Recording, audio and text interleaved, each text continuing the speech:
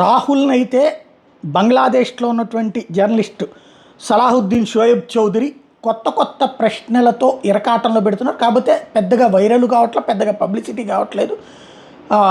BJP వాళ్ళ social మీడియాలో మాత్రమే నడుస్తున్నది. ఇక్కడ పత్రికలు ఎవరూ పట్టించుకోవట్లేదు. ఎందుకంటే ఇప్పటికే మీడియా ఆల్రెడీ ఒక ప్రిపేర్డ్గా ఉంది మోడీని దించడం కోసం జరిగే కుట్రలకు సహకరించాలన్నటువంటి ఉద్దేశంతో.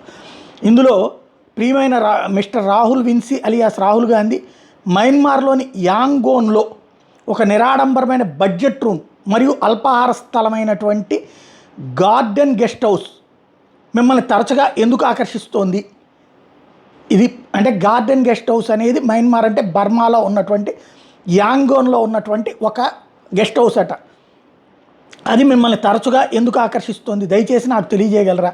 మీరు గార్డెన్ గెస్ట్ హౌస్లో ఉండే సమయంలో మీరు సెక్యూరిటీ ప్రోటోకాల్ని కూడా ఎందుకు తప్పించుకుంటారు? మీరు అక్కడ ఉన్నప్పుడు గెస్ట్ హౌస్ యజమాని సీసీ కెమెరాలు ఎందుకు స్విచ్ ఆఫ్ చేస్తారు? ఇది ఆయన వేసిన ప్రశ్న.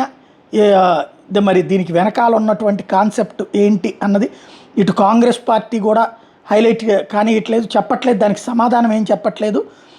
మరి రేపు పొద్దున ఏ నరేంద్ర మోడీనో ఏ అమిత్ షానో మాట్లాడితే చెప్తారు, లేకపోతే కోర్టులో ఏమన్నా అడిగితే చెప్తారా తెలియదు. ఓవరాల్గా అయితే ఇది ప్రస్తుతం కొత్త అంశం.